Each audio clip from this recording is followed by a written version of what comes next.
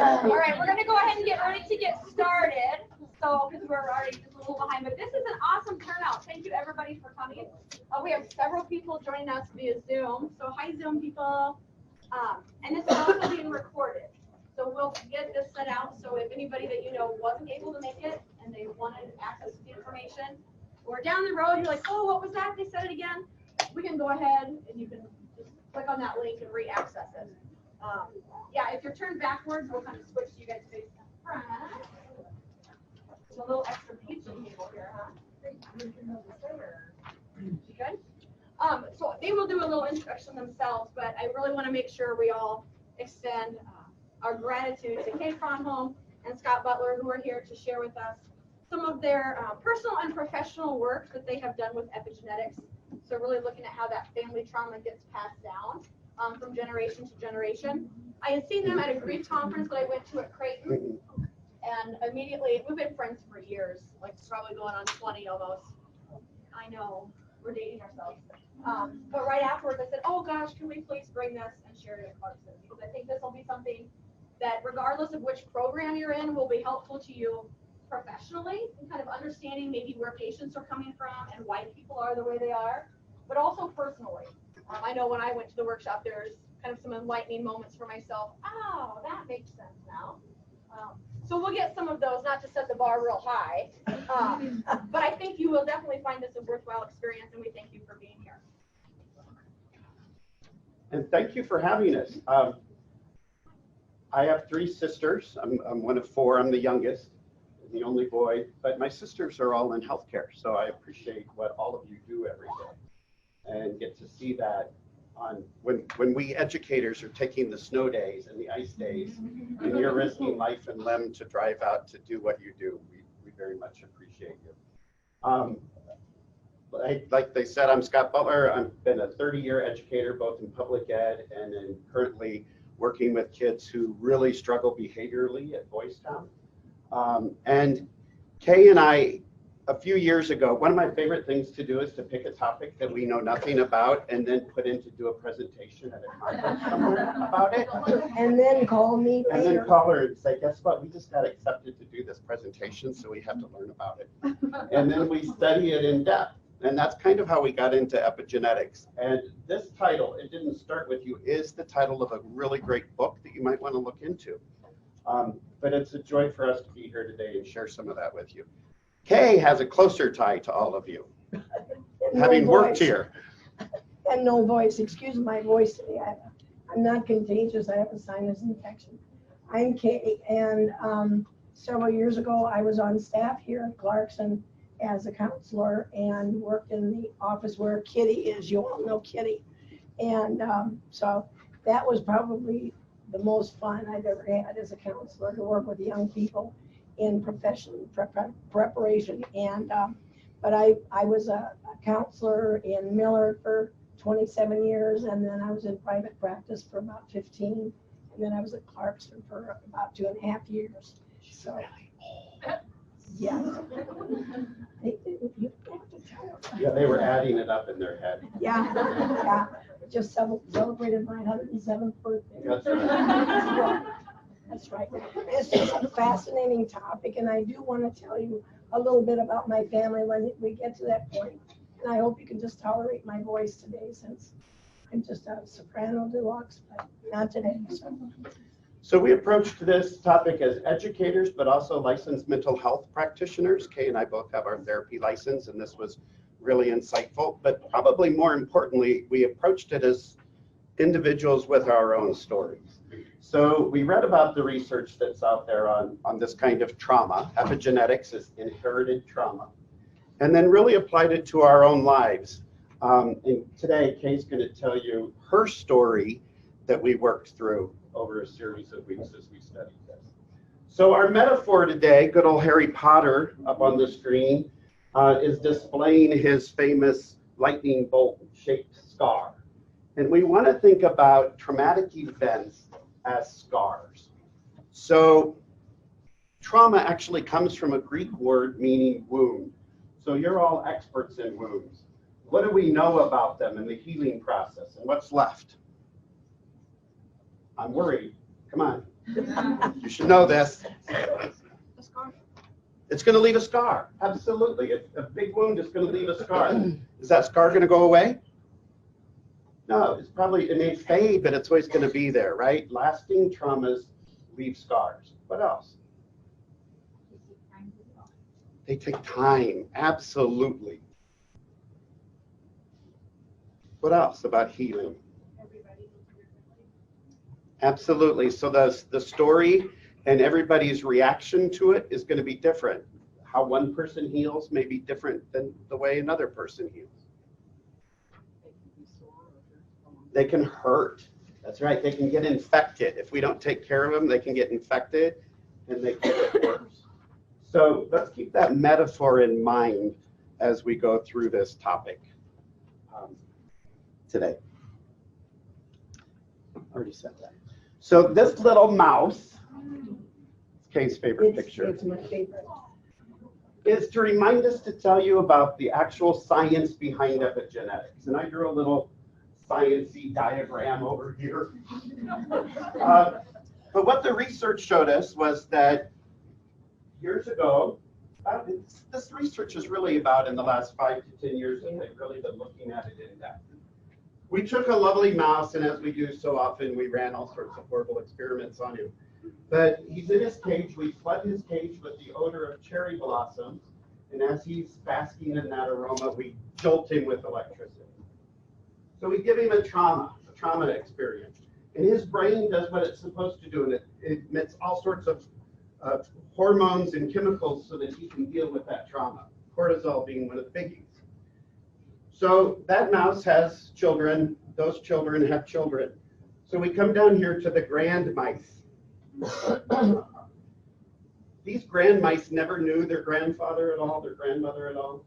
But guess what happens when we flood their cages with the scent of cherry blossoms? Their brains emit all sorts of those chemicals and the cortisol. Their brain shows a trauma reaction. It's not their trauma. It's grandma's or grandpa's. But the physical response mechanism to that trauma has been passed down through generations. So as educators and therapists, as Kay and I are reading about this, we're like, our brains were. Because what that means is that, and we now have the science to back this, trauma has the power to express, to change how our DNA is expressed. It doesn't change the DNA sequencing, but it flips switches on our DNA. And those flip switches can be passed down from generation to generation. So it's possible that you may have certain reactions in your life, both physical, emotional, to things that don't even belong to you. I'll give you a good example in how this pertained to me. Somewhere around the age of 30, I had my first child.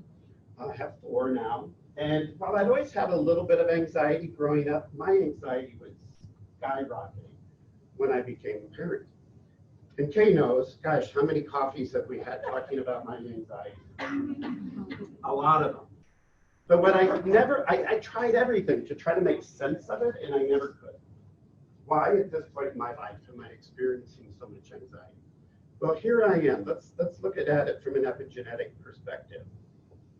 Here's my mom and my dad. They're thin. And my grandparents. This was what was so telling to me. My maternal grandmother's father died when she was 7. Died of the flu. My maternal grandfather's dad died when he was in 6th grade. And he had to quit school in 6th grade to go make money for the family.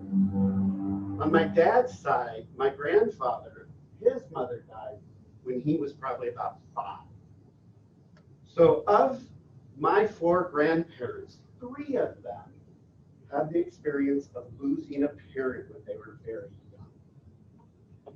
So what kind of messaging do you think they picked up around that? The trauma of losing a parent. Now I can see that those traumas probably flipped some switches in their DNA that was passed down to both my parents and to me. Now all of a sudden, when I become a parent, that experience of becoming a parent triggers that piece in my DNA, and I end up living out their messages around this idea of losing a parent and the anxiety of being lost to my children. I think it's the first time as an adult who dealt with anxiety that I was really able to say, wow, maybe this is where it all comes from. And Kay's going to share her story as we go through today a little bit. Okay. I have two brothers, and I'm the middle child. And my younger brother died about 9 years ago of esophageal cancer. And so it's just my brother and me. And so when we were working on the epigenetic stuff, and I used to have coffee with my brother every Sunday morning at Starbucks, and we would talk about everything under the sun. But we're very close. He moved to Texas about a year ago, and I'm leaving tomorrow to fly down there with my cloudy head. He and I talked a lot about our family and all the things that happened. My mother was, she had four brothers, and all of her brothers, her father and my mother, were very alcoholic. Their whole lives focused around drinking. And when we have a history back when my one grandfather was a plumber, and he lived in Cozad. And on payday, he always managed to go and use up the paycheck on drinking before he ever got home. So frequently, that grandmother and the grandmother before her with the same history would have no money coming in. And so they became very resourceful and did sewing and ironing and washing for people and earned a living to support us, to have food and all that, my mother and her brothers. And that continued for all of them. All four of the brothers and my mother all died of the effect of alcoholism on their body. My mother developed a brain tumor that was so deep inside that there was nothing they could do, and she died that way at age 58. And her brothers died at young ages also with different kinds of alcoholism. But there were no interventions, nobody to interrupt that with any kind of help. They just said, oh, you know how they are. And people just coped the best way that they could. My father's side of the family, my grandfather was a Lutheran minister, and you can picture how structured his life was. But my father was very well educated and eventually got his doctorate and became a principal of one of the schools in Omaha OPS, and was very popular and well known. He spent his life detaching from all of us and leaving us to cope with the alcoholic side while he was out doing all these things. And he was a good dad to us. There was nothing wrong with the way he parented us and loved us, but he was just not present in our lives at the most difficult times when my mother was out of control. And her family, in our family, became the scapegoats of the Krebs problems. And so we went through life with the idea that one side of the family was great, the other side was off. And we carried that. And I grew up with a message that nothing was enough. You had to keep striving. My father was just driven. And I saw him as the hero when I was growing up. But it didn't turn out that way in the end. After Scott got me looking at all this stuff, I began to look at both sides of my family and see that my father and his problems actually created more of a problem. He was not there for us. And so epigenetically, we came down that side with, you want to get a good education, you want to stay away from people who drink. And my mother's family, as far as his family was concerned, were shunned and ignored. And so it was an interesting life. My dad pushed me very hard to get an education and become a professional. And so I was grateful for that. But our family was very fragmented all through the years that I was growing up. Now you have to talk. So you want to tell, well, you have to tell us who's in this picture first. So little Kay is in there on her grandmother's knee. Yes, my grandmother, my dad's mother was my hero. And she became the person in the family who kept everybody going. She didn't like my mother, but she did care and love her in her own way. So she was the figure in our family that kept us going. We would go over and stay with her for a few days at a time. And she did all the normal things like baking bread and things like that on Saturday and stuff. And we were always there for all of that. So she was the figure of love. She was the figure of stability. Even though she didn't see herself that way, she really was. And my brother and I used to sit on Sunday mornings, and if one of us would say something funny, we'd say, "Sound just like Grandma." And but she was really a good person. One of the most traumatic times for me, and I wasn't even born yet, my mother was due to have me, and she drank all through my pregnancy. And the day that we were to come home from the hospital, my dad went to the bank, and there was no money in the bank to pay for our bill. And he was panic stricken because we couldn't leave until he got us out. And he found out that my mother had used all of the money in the bank for her booze during that time. There was no money there. So he had to go to his father and borrow enough money to bail us out of the hospital. And then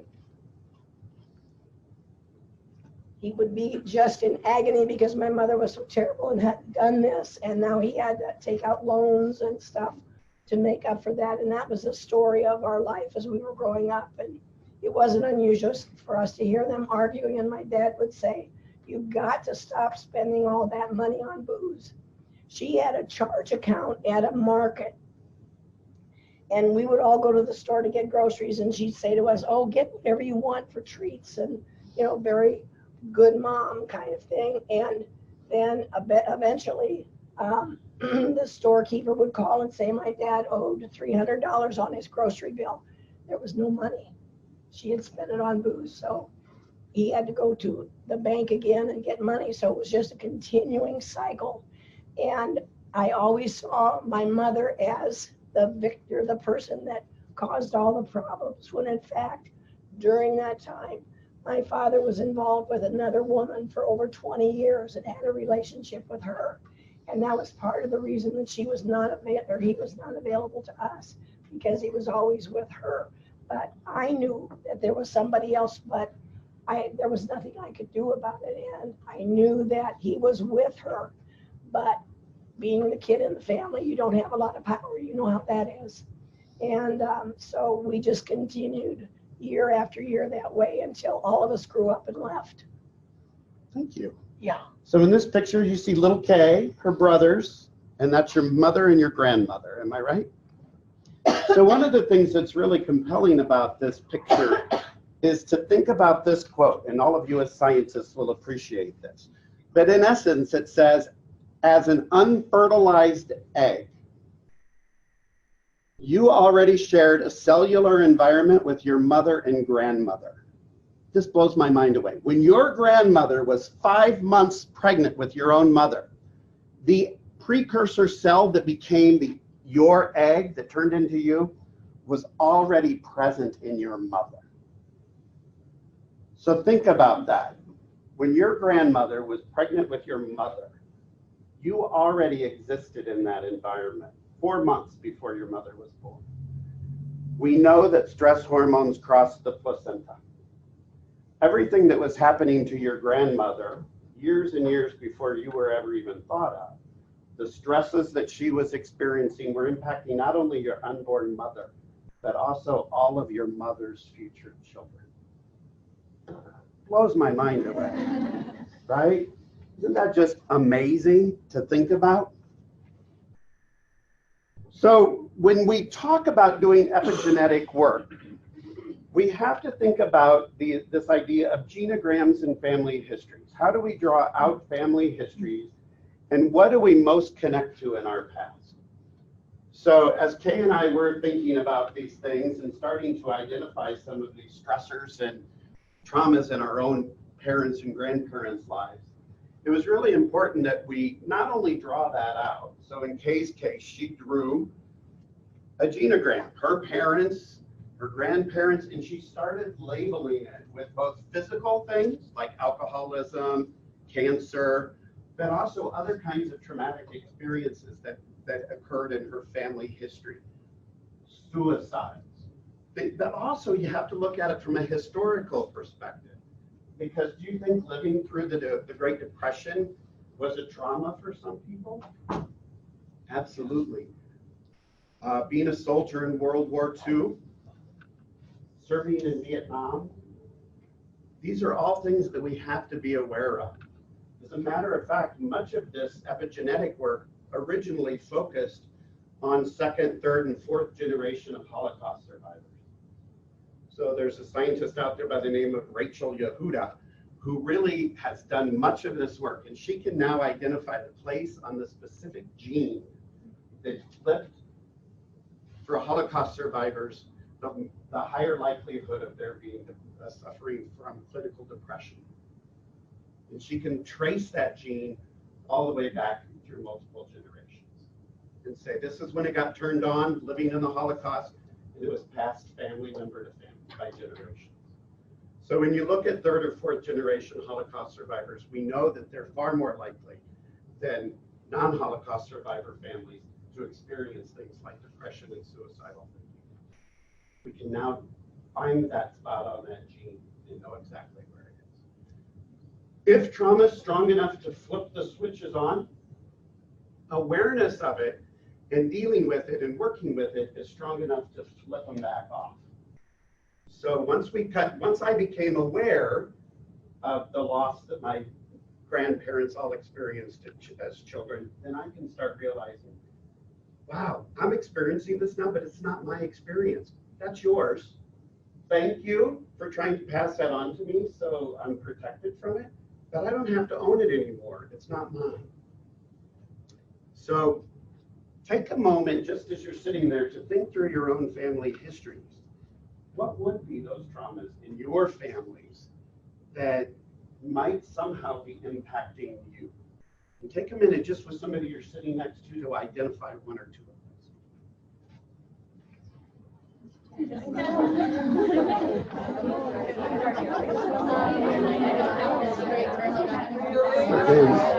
talk again about your brother, your relationship with your brother, and how it's doing with work. Are you trying to find out what was the big takeaway that your child needed?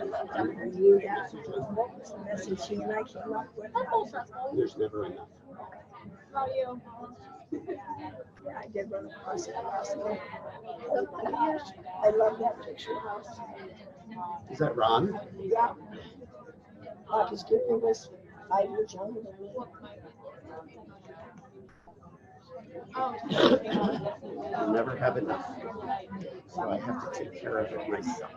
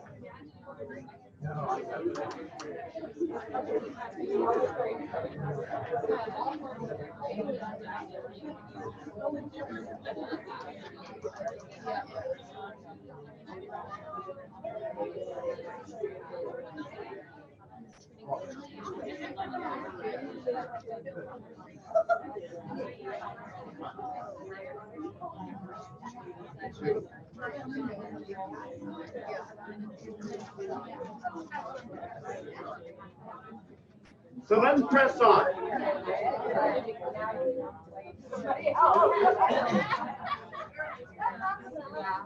So, as you start to identify those family traumas, it's important that you start associating messages with them.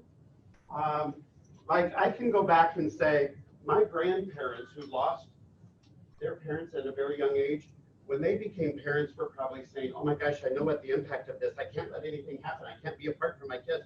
Oh, what if they experience what I experienced? So that turned into my own anxiety. That was the message that got passed to me genetically. So Kay did this. So she shared with you how on both sides of her family, there was a lot of dysfunction due to the disease of alcoholism. And as we started to say to her, so what are the messages? This probably went all the way back to your grandparents. What messages did they learn and pass down generation to generation that has impacted Kay's life?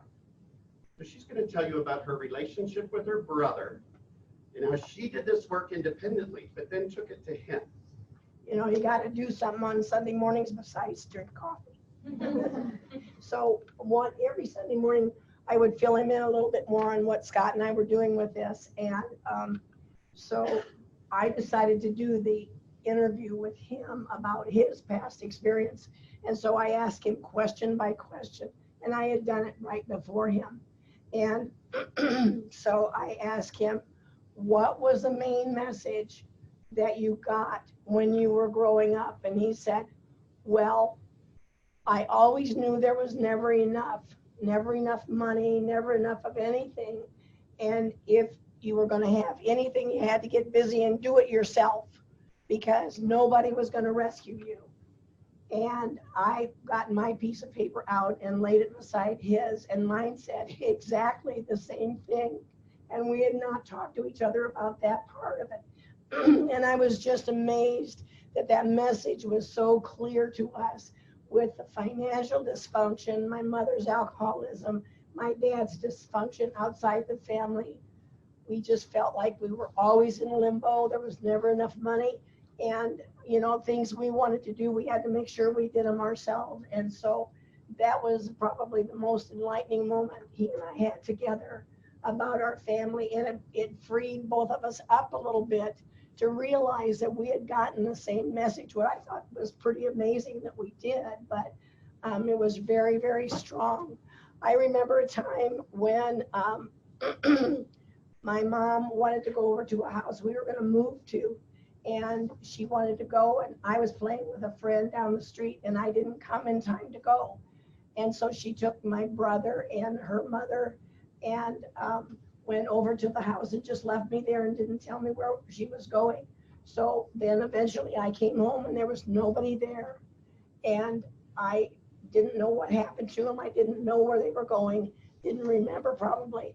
But I sat on the front porch and cried because I was so scared I weren't going to come back. And I really felt like, oh my gosh, I'm going to be all alone. And a neighbor lady next door who watched the antics of our family anyway, came out and sat with me and put her arms around me and talked to me. And she said, oh, I'm sure they'll be back. But she was comforting me. And when they came back, the first thing my mother did was yell at me about if I'd come on time, I wouldn't have been scared and stopped being such a spoiled brat and all that. So I learned you keep your mouth shut. You don't complain about much because all you get is criticism. And so the strong messages of getting busy, taking care of yourself, and doing what you knew you needed to came through. And my younger brother, who's 5 years younger than me, I think suffered from some of those messages even more than my brother and I did, my older brother, because it was all spilling down and getting more chaotic. And I think he spent a life being very confused about who he was and what he should be doing. And I could see that. And he and I talked a lot about that, but I think he just was lost as to where to go with his life. But when Kay looks at that dynamic and sees how it plays out, it's played out since the time you were little. So how old were you when that happened? 7, maybe? Is that the memory? I was 4. 4? And your mom left you at home alone and left? Yeah. 4. So that's a powerful memory, even now. But that idea of it's never enough and I have to get busy and take care of myself or no one else will. Well, Kay joked about being 107. She's not quite 107. But for a woman of your generation to get a professional career, maintain that career all the way to through retirement and beyond, you've always maintained your own checking account. That idea of taking care of yourself because there'll never be enough, and if you don't watchdog it, nobody else will, has impacted every part of your life. Well, and my husband was in business, and his business went bankrupt at one point, and I was working full-time in Millard, so we certainly had an adequate salary there. But I thought back to that after all the work we've done and thought, at that time, I was as calm as I could be. I said to him, we're going to be all right because we'll make it. And, you know, and then I realized that was the message again coming through. It's going to be tough. We had 2 kids in college, but we were going to get there, and we did. Yeah. So. How's it impacted your daughters? That message, have you passed it on to them? Oh, yeah, they were. Well, they're both very independent people. They're married and have families, but they have their own careers, their own interests and activities, but their family is a family. They spend time together.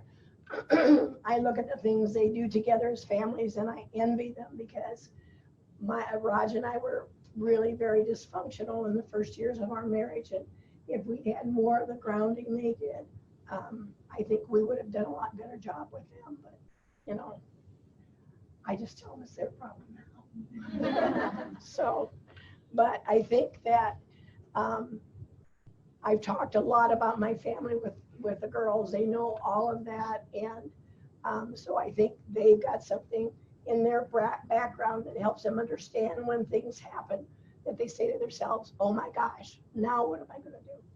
But then they fall back to, it's going to be okay because you can do it.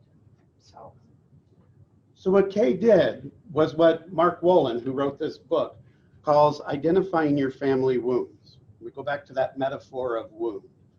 Only now with epigenetics, we know that the scar travels from generation to generation. The wound doesn't, but the remains of the wound do. So Kay was able to identify the messages that she was getting from her ancestors regarding this family wound of alcoholism, struggling financially, and the impact of all of that. So you already took a moment to talk about what could be some of the possible family wounds in your background. So what I'd really like you to think about is what stories have been passed down. Because oftentimes the family stories are embedded in what those wounds are. We tell our battle stories and pass those from generation to generation, and it helps us identify what this thinking is. You won't have time to do this in depth with one another. Kay and I did this. We used it as an excuse for coffee every weekend for multiple months. But just think about that. And how were those stories told? Were they told as comedies? Were they told as tragedies? Take a minute and talk to somebody right next to you about that.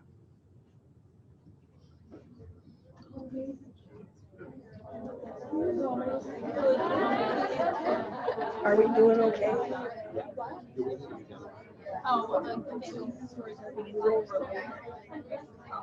Because originally she scheduled it to 1. Yeah, we are. We're almost done with it.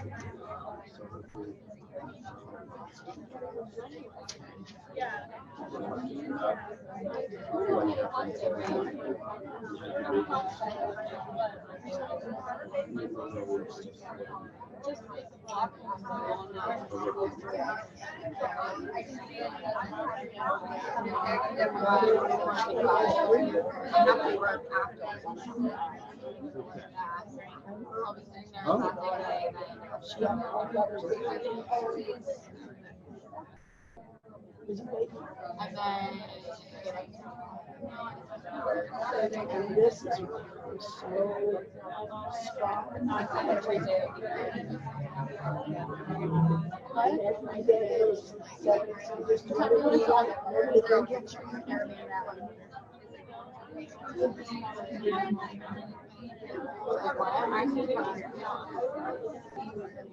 Yeah.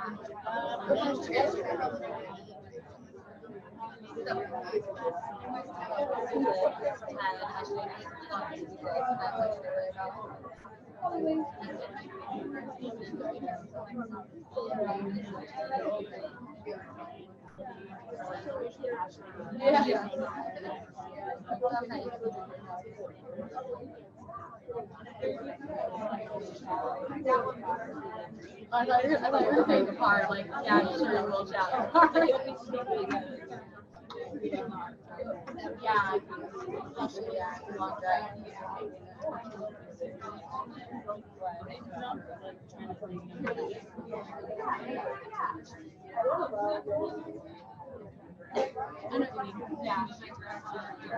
I don't have much of an answer.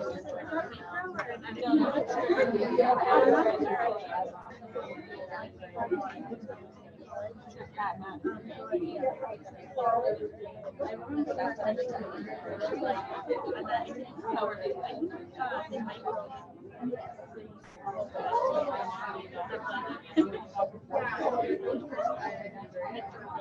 Okay, just finish that thought.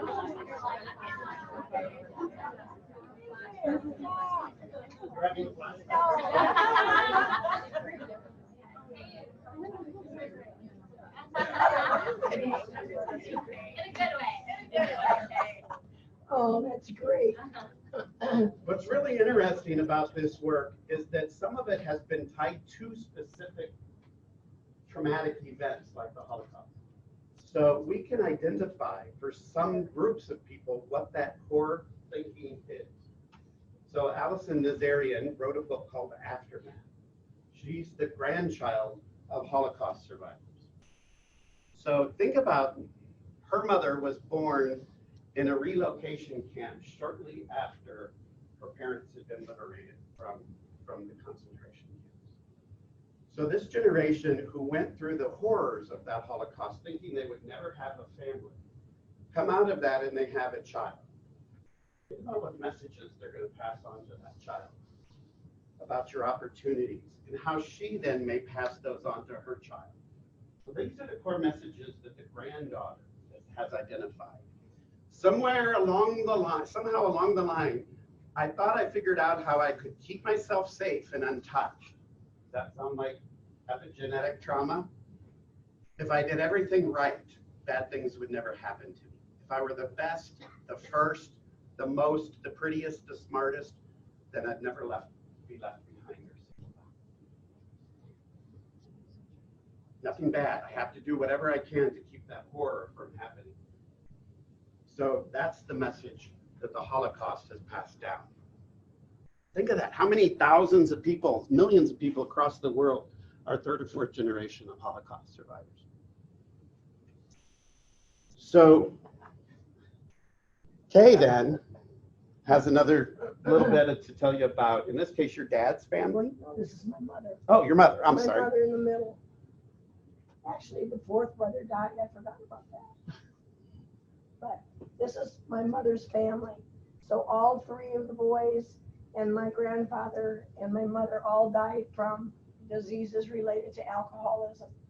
And my grandmother was a very sad, quiet, bitter, angry person who always came across to other people as friendly and everything, but she stuffed all of that inside and just kept moving ahead, trying to do what she could. But it was a very tough life for them.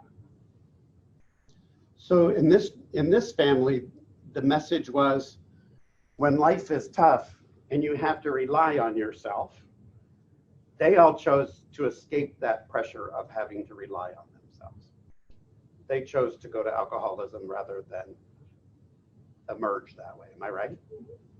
So that message was present all the way back when Kay's mother was a little girl.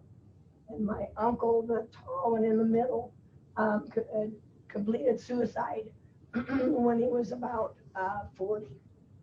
So he just took himself out. So even when your mother was a little girl, we can track back and see that in the family. So if epigenetics is this idea of how have the experience of previous generations impacted the current generation, there's lots we can do about it. So, and what we want to do now is to talk about, once we identified all these themes in Kay's life, what did we do about it? And how do you flip those switches back off again? You've already started some of this work, and Kay's described some of it. But Wolin says you start off by thinking about what's the biggest issue in your life. What's your main problem, your core complaint? In Kay's situation, there's never enough. No matter how good I am, how hard I work, there's never going to be enough. So I have to take it upon myself to ensure that we're going to be okay. Even to the point when her husband's business went bankrupt, we're going to be okay. I've got it covered. If you know Kay well, I'll tell you she's a huge caretaker. I refer to her as the doula of death. I've been a volunteer at what was 10th Beer Hollow before, and Sarah and I worked together then, and Grief's Journey. Now, you may be familiar with it, but I've been a volunteer there for about 17 years, so that's why he calls me a doula. So she's a caretaker, though. So then we say, if that's the big issue, how would we describe our parents? And what is their contribution to that? So in Kay's case, she was able to talk about their alcoholism and the experiences of never having enough, having to return things to the grocery store. The fact that, as we did this work, one of the things we really came up with was the fact that for years, you would kind of blame your mother as the problem in the family. She was the scapegoat for sure. That if she would stop drinking, we would have the money, or if she would stop drinking, we would have the Everything would food. be fine. But as we did this work and Kay came up with that core complaint and her thinking around it, there's never enough and it's on you. Guess who that message came from? Her dad. You have to take care of yourself. You have to go become a professional. You have to get an income. You have to take care of yourself. The flawed thinking didn't come from mom. It came from dad. As Scott and I worked together on this for months, one of the things I realized was that my mom was much more of a hero than I gave her credit for. She influenced a lot of my thinking. One of the things she always said to me was, you've got to have a career. You've got to be your own person. You've got to be out there. So the messages to me from my mother were very wise things that she said to me out of her own experience. And when she did that, I thought, wow, that's interesting coming from her where she stayed home. And it's been such a difficult life. The one thing that's come out the most, I think, is recognizing that most of my life has been governed by fear. And I don't know if you can identify that, but everything that I've done in life before I started, I had to worry a while and be afraid to try something new or different or whatever, because the strongest emotion in my family all through the generations was fear of what could happen next. And I'm afraid of flying tomorrow too, Scott, so we could talk later. Little Ativan. Take 1.5 an hour before, half hour, right? So notice Kate talked about fear. So part of identifying what the core messages that your family traumas have taught you is about identifying what are those fears. For me, that notion of if I get away too far away from my kids, what might happen to me or them? What if they experience the loss of me? Even for a day, that was all consuming to me. It was handed down to me from my grandparents. So that core sentence tends to come from fear. And then you can start tying messages around that. So I'll give you another example of how we've used this. I work with kids, and I had a young man who was experiencing a lot of lethality, a lot of suicide thinking, a lot of suicide attempts. And he would say to me all the time, I don't know why I feel this way. I have a great family. I have everything I need. I have a great life. I don't know why I'm always thinking about killing myself and why that's so compelling. So having just done some of this work, I thought, what if the crisis of lethality isn't his? So we started drawing that out.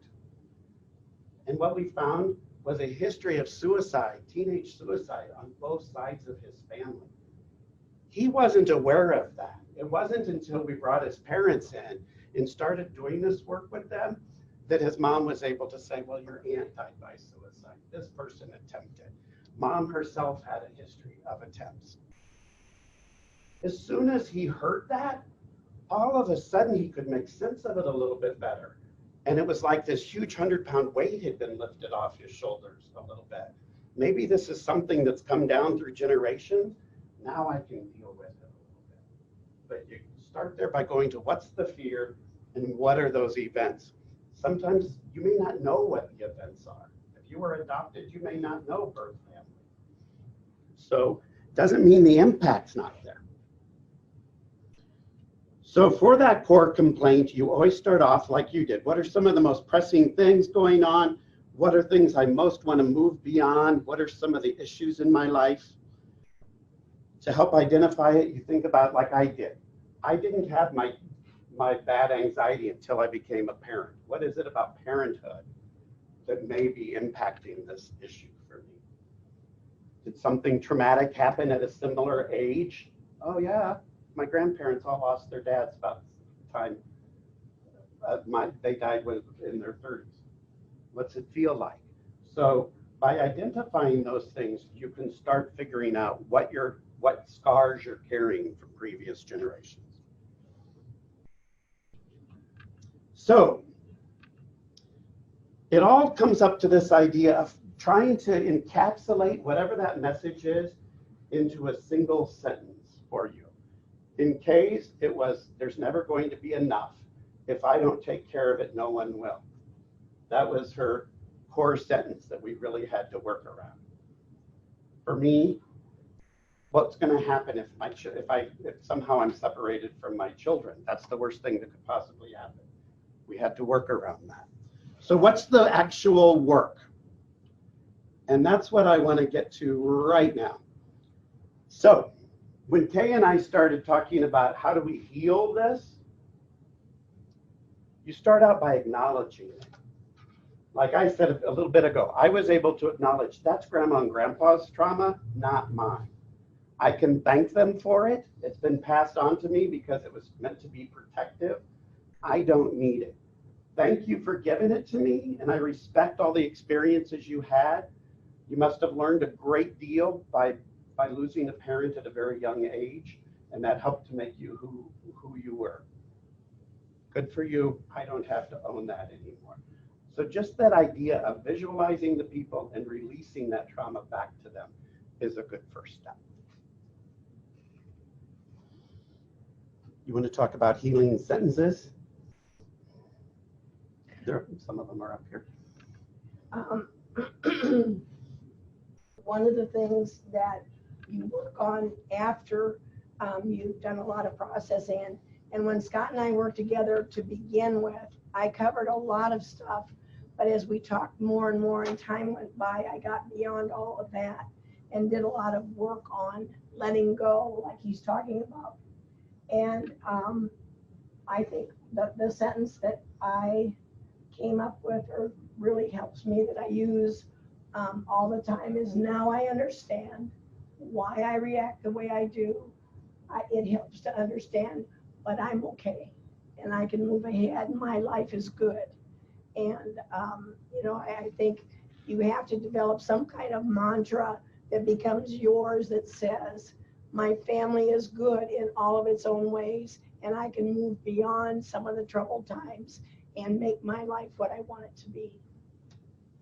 So if you think about some of the common experiences that people have in their families, being a Vietnam vet or a Holocaust survivor, statements back to your ancestors like, I'll honor you by living my life fully, or what happened to you won't be in vain. That idea of somehow using whatever the family trauma is for good rather than accepting the negative consequences of it. And being really aware of that. So when you do have those experiences, you can consciously think that way.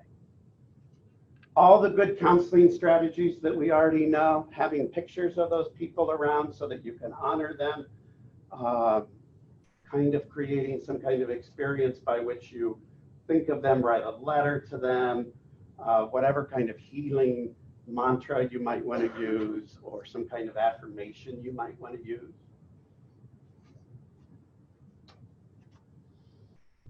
I love this quote. If you look deeply into the palm of your hand, you will see your parents and all the generations of your ancestors.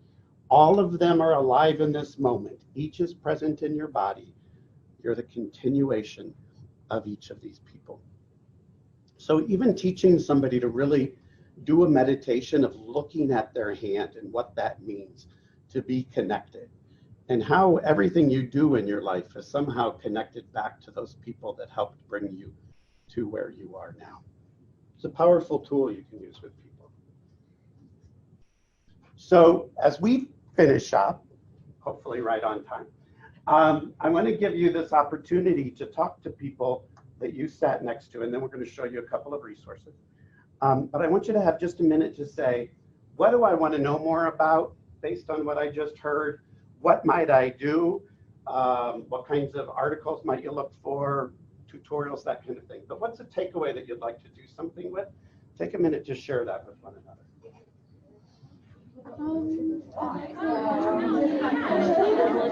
She says we do that till 1 o'clock. Oh, we do? I thought we were 12:30. Good, we'll do questions.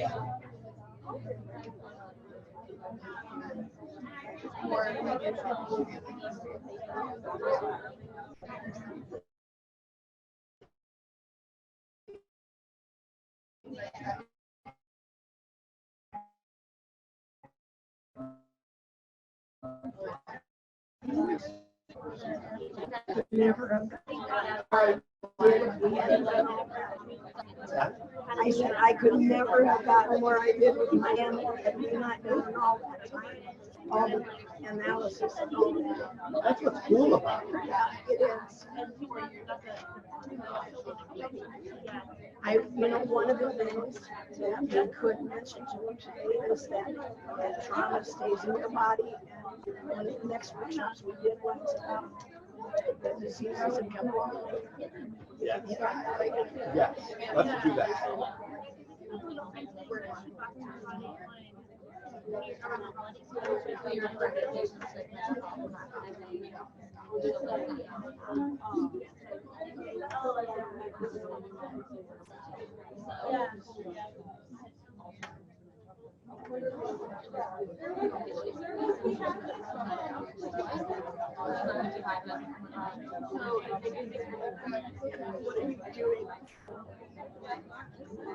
Writing a new program. What's that? What are you doing writing a new program? Well, I'm trying to get up different things we can show. I don't know if I want to have that. But I guess, yeah, because like, how they're like cross travel, like mind, their brain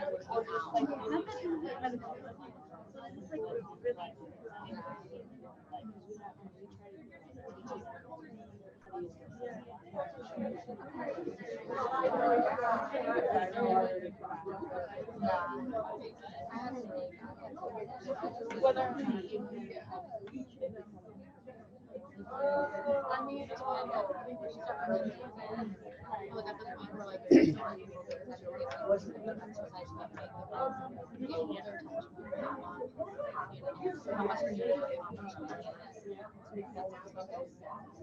I learned that the last part of that people with the teacher with like videos and have this whole section I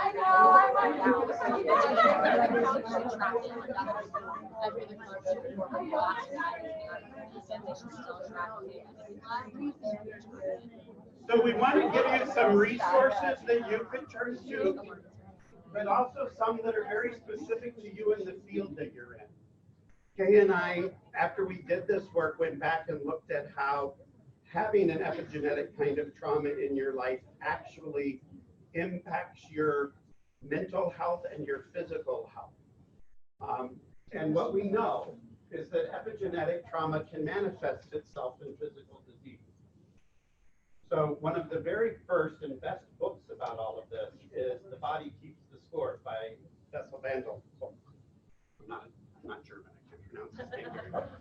But he talks about when you don't process epigenetic trauma, your body will force you to process it. It will manifest the disease in such a way that you're going to have to, it will take you offline in essence until you decide to do that.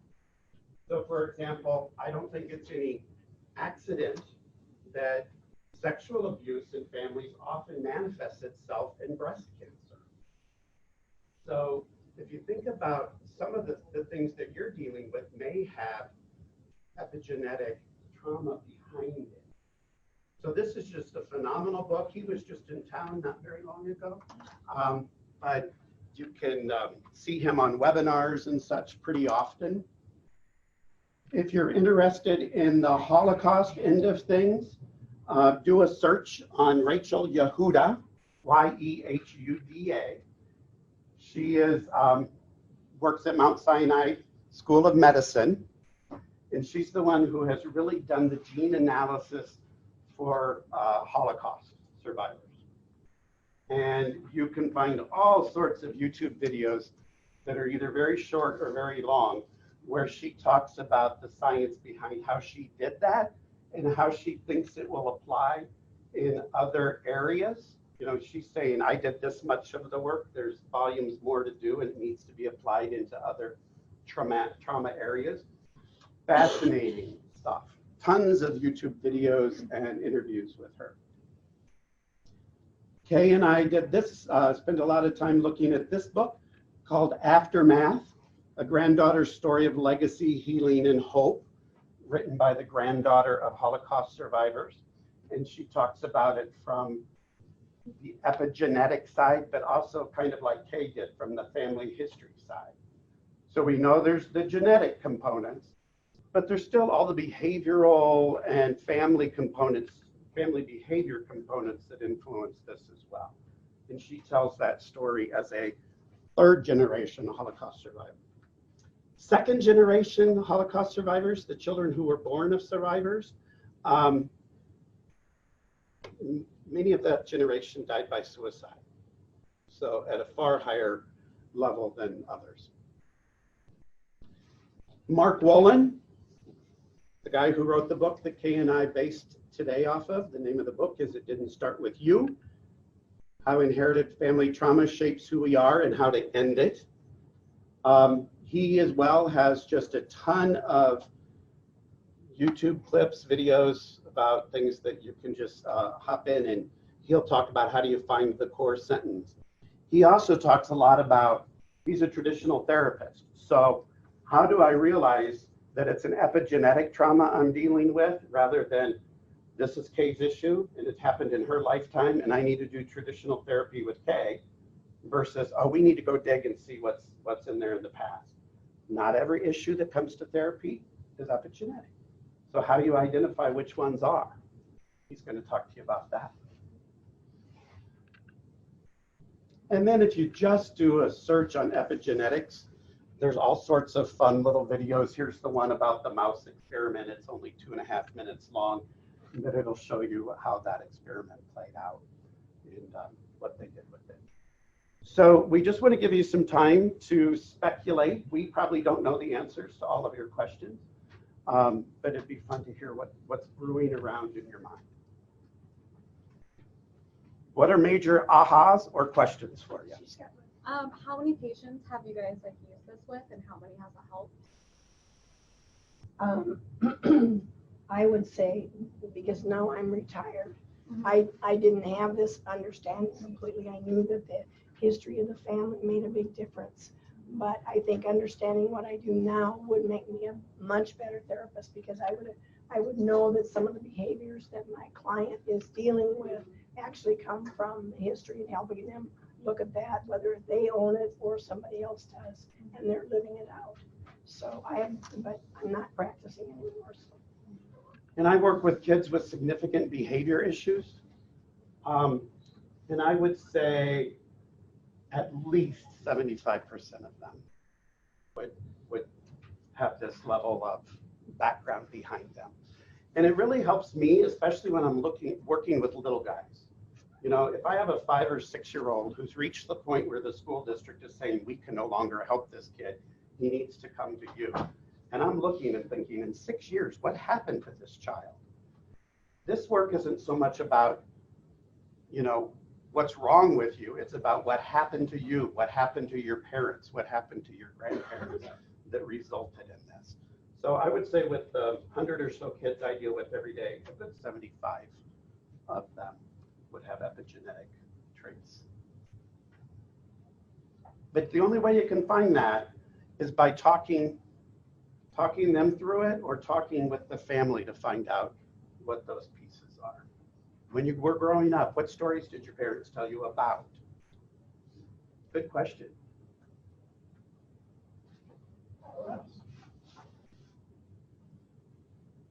Yeah. So when you do come across, like, say, like a younger child that's had a adverse childhood event, Mm-hmm. and it's similar to the parents and the grandparents even, do you automatically assume that's epigenetic, or how do you, if it's like with everybody else in the family, could it even be possible to not be epigenetic? Yeah, both of the answer is yes. So how do you know? So you mentioned adverse childhood experiences. So we know the research that's out there on ACEs, right? That most of that research is focused on the 10 adverse childhood experiences that Folletti and Anda researched. If you look at somebody like, what's her name? She wrote The Deepest Well. She's a doctor in San Francisco. Yeah, Nadine Burke-Harris. In her clinic in San Francisco, she has another 6 adverse childhood experiences that she adds to the original 10. She's expanding that to say, are we really just comfortable with 10, or can there be a whole host of other things that qualify? What Wolin will tell you is you have to listen to how the family talks about it to determine if it's epigenetic or if it's just in this single generation.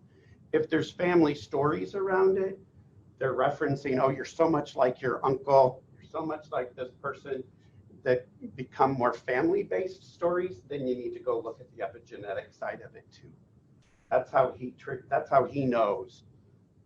Or if people are experiencing a lot of psychological distress, but they keep saying to you, I don't know where it's from. I've tried to figure it out and I can't figure it out. That would be a sign to say, go look for it. So yeah, both. What else?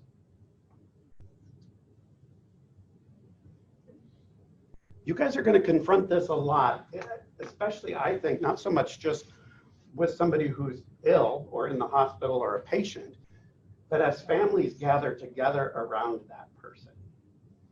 So when they're being visited by parents or siblings or all of that, you're going to be able to pick up, is there an epigenetic family quality to what's going on right now, or is it just a single event?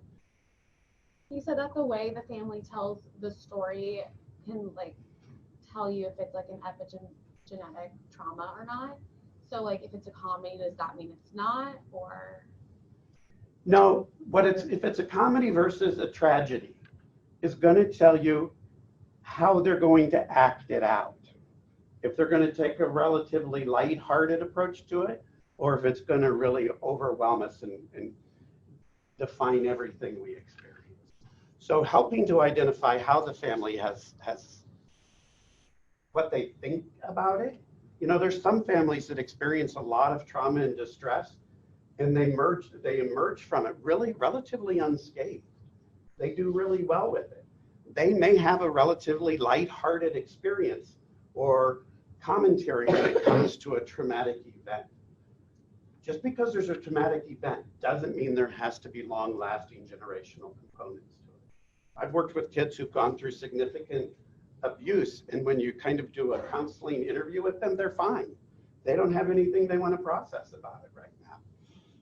That's okay. We don't have to make it there if it's not there. So, but how they tell the stories will give you an idea of how they live it out. And if they're going to be lighthearted or if it's going to be overwhelming. You know how some families are sick all the time? That's kind of their story. And they might call in to work sick because they have a cold, and you're there with 4 sinus infections and 2 ear infections. It's how our families have taught us how to live out those different things.